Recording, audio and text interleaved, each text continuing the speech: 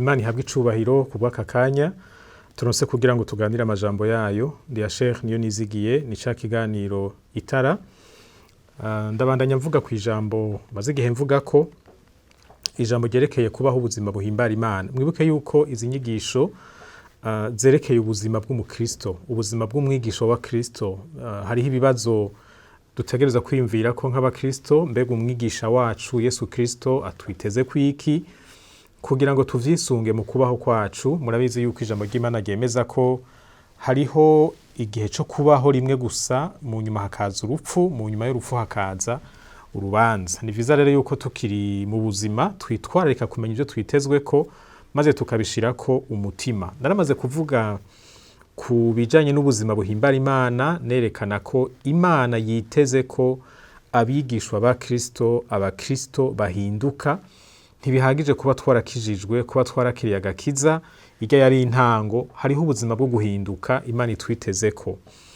Nashaka rero muri kino kiganiro mvuge ahanini ku ruhara rw'Imana muri iki gikorwa cyo guhinduka kwacu. Naravuze nisunze ijambo ry'Imana ko hari ivyo dutegerezwa gukora twebwe. Ijambo ry'Imana riradusaba kwimenyereza kuyubaha. Aha murumvamwo intererano canke igikorwa c'umuntu. Hariho ibintu dutegerezwa gukora, ariko kandi si vyiza ko twibagira ko Imana nayo ifise uruhara mu guhinduka kwacu. Turasoma amajambo ari mu ceti intumwa Paulo yandikiye Tito, igice ca 2, turahera ku murongo wa 11 dushike ku murongo wa 12. Aho hantu haravuga ngo, kuko ubuntu bw'Imana bwaserutse buzanira abantu bose agakiza, butwigisha kwikunkumura ukutubaha Imana n'ukwipfuza ivy'isi, bukatwigisha kwama twitonda tugororoka twubaha Imana muri kino gihe. Iri jambo rishira hamwe igikorwa c'ubuntu. Igikorwa c'ubuntu kiri uburyo bubiri. Hariho iki gikorwa co kudushikana ku gakiza. Hariho ibintu Imana ikora mu mitima y'abantu kugira ngo bashobore gushika kuri iyi ntambuko yo kwakira agakiza. Ubuntu bw'Imana bwaraserutse buzanira abantu bose agakiza. Kino nico gikorwa ca mbere. Igikorwa ca kabiri ari naco nza kuvuga ko nuko ukuntu ngo butwigisha kwikunkumura kutubaha Imana, kwitandukanya n'ibikorwa byose n'ingeso zose ziri mu kutubaha Imana, hanyuma ngo bukatwigisha kwama twitonda tugororoka twubaha Imana muri kino gihe. Uguhinduka kw'abizera ni igikorwa gisaba ko bagira ico bakoze bonyene ku gatwe kabo. Ntidushobora kubaho tuvuga ngo nzokora ivyo nshatse vyose ngo Imana izomenya ingene impindura. Ivyo ntibikunda. Hariho ugushaka kwacu, hariho kubishira ku mutima, ariko kandi si igikorwa gishoboka mu nkomezi zacu. Twebwe turafise aho tugarukiriza, hariho ivyo tudashoboye. Murabizi agatima nkunda caha katurimwo nta bubasha vy'ukuri bwo kugahindura dufise. Nivyo Imana irashaka ko tubigiramo uruhara. Ibi ntawo bidehako, ariko twame twibuka ko hariho uruhande rw'ubuntu bw'Imana, kandi urwo ruhande nta wundi muntu ashobora kugira ico akoze atari ubwo buntu bw'Imana nyene. Birakenewe ko twiyemeza gukora ibibereye mu maso y'Imana, ariko tuguma dukeneye ubuntu n'ubushobozi vy'Imana. Imana ataci ikoze muri twebwe, naho tuba twagize ugushaka, naho tuba twashizemwo inguvu, ntaco vyomara. Uku guhinduka kuvugwa kuratandukanye na kwa kundi k'umuntu atazi Imana, kumbure atahuye ibintu kanaka, maze agafata ingingo zo guheba ibintu bimwe bimwe yahora akora, akoresheje ubushobozi bwiwe, akoresheje indero afise, akoresheje ubumenyi afise, ata Mana irimwo. Bijya ntibisa n'ibi turiko turavuga. Ibi turiko turavuga no guhinduka guhera imbere mu muntu, naho hari mu ruhara rwiwe, naho hari mu gushaka kwiwe, hari igikorwa Imana ikora imbere muri we, mu mpemu yiwe, maze bigasohoka bigahereza ingeso. Yesu yarabwiye abigishwa amajambo ashobora kudufasha kumva uru ruhara ntasubirizwa rw'Imana mu guhinduka kwacu. Igihe yababarira amajambo abasigurira we icari, ico Imana Data iri, n'ico nabo bari, muri Yohana 15 akoresheje imvugo ngereranyo y'umuzabibu, akavuga ko bo bari amashami. Uyu munsi novuga ko ari twebwe turi amashami y'uwo muzabibu. Yarageze ku murongo wa 5 arababwira ngo, mutamfise nta kintu na kimwe mushoboye gukora. Ivyiza mukora mubishobora kubera mumfise. naho mubifisemo uruhara, naho hariho ivyo mukora, naho hari akigoro mushiramwo kugira ngo mubishikeko, nuko nanje muba mumfise. Mutamfise ntaco mwoshobora gukora. Tudashobojwe n'Imana ntitwoshobora guhindura ingeso zacu. Igikorwa cyo guhinduka ni igikorwa kiturengeye. Imana niyo yonyine ishoboye guhindura umuntu mu buryo bushobotse, mu buryo bwuzuye. Ubundi twebwe naho tugerageza nukugerageza nyene ni ivy'umwana w'umuntu nyene, ariko kuguhinduka Imana idushaka ko kurarengeye ivyo twebwe dushoboye gukora. Tudafise Yesu Kristo, tudashobojwe n'Imana, ubu buntu bw'Imana budakoreye mu buzima bwacu, uku guhinduka tuvuga ntigushoboka.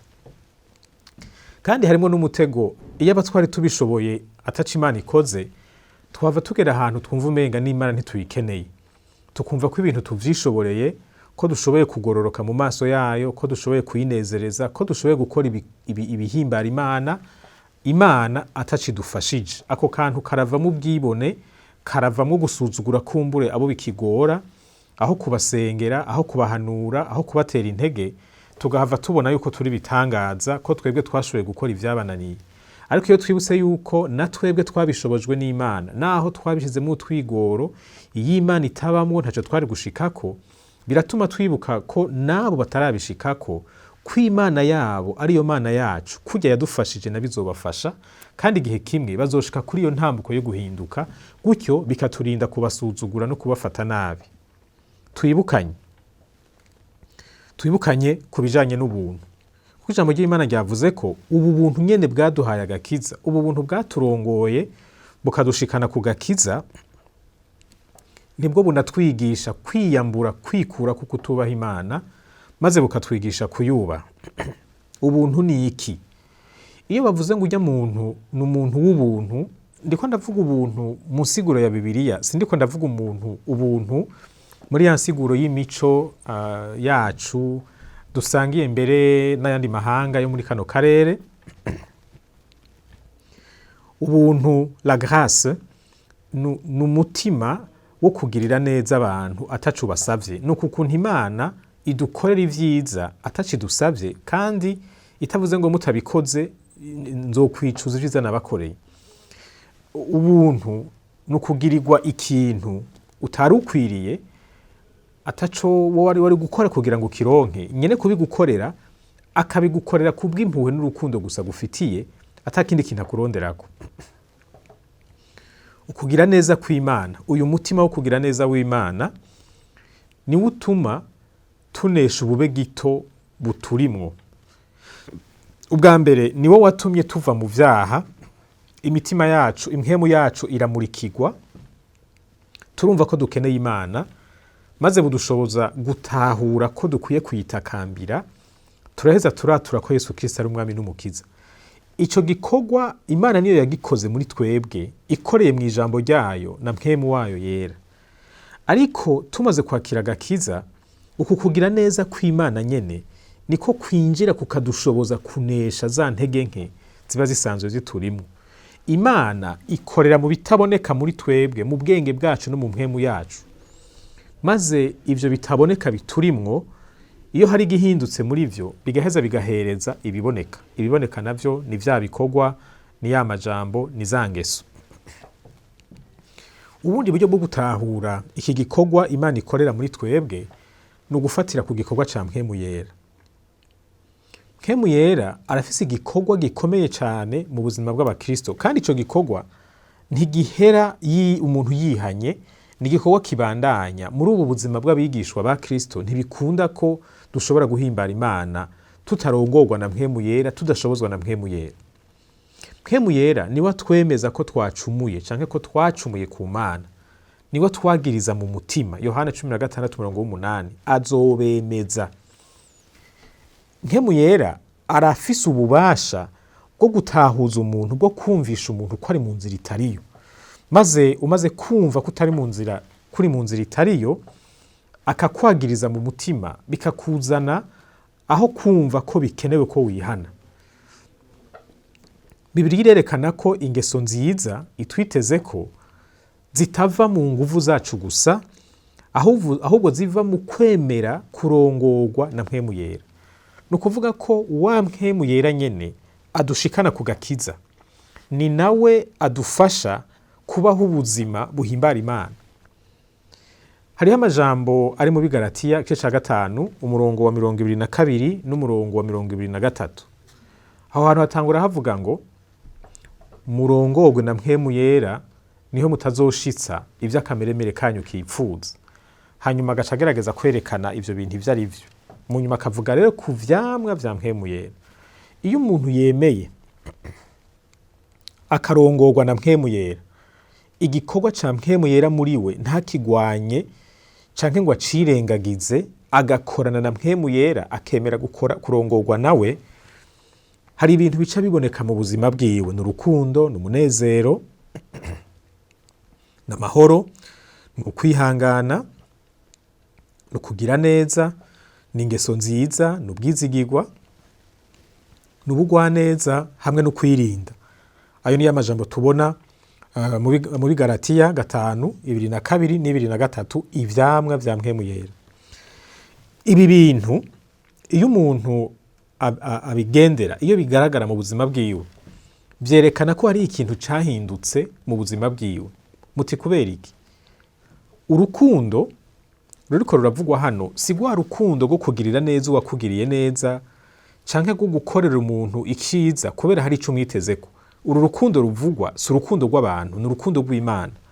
Imana yonyene ni ishoboye gukunda abantu atacibaronderako kandi atacibasavye, ikabakorera ivyiza rimwe na rimwe batanatahura ivyo iriko irakora. Ni urukundo rudafatiye ku nyifato y'uwuri kurakunda, ahubwo ruturuka mu kugira neza kwa nyene gukunda. Nta muntu ashobora kugira uru rukundo atabishobojwe n'Imana. Ngira ngo murabizi no mu mico yacu iyo bavuze ngo banaka barakundana, bajya bafise umutima mwiza, muze mubikurikirane neza, muzosanga kenshi hari ukuntu baba bakunda umugwi kanaka w'abantu. Urukundo rwabo ntiruba rukora ku bantu bose, baba bafise abantu kanaka, kandi muri uko kubagirira neza kenshi haba harimwo kwishura ivyiza bakorewe canke gukora ivyo bintu kuko nabo biteze ko hari ico bazokorerwa. Uru rukundo ruvugwa hano rero ni kwa guhinduka vy'ukuri Imana ituronderamwo, kugeza aho dusa nayo tugasigara dukunda abantu nk'uko Imana ibakunda. Bivuga umunezero, ego nivyo hari abantu bakunda kunezerwa, ugasanga mu mero yabo n'abantu banezerwa vyoroshe, ariko umunezero uri kuravugwa hano ni umunezero uturuka kure, ufise imizi mu Mana, ushingiye ku vyiza Imana yadukoreye.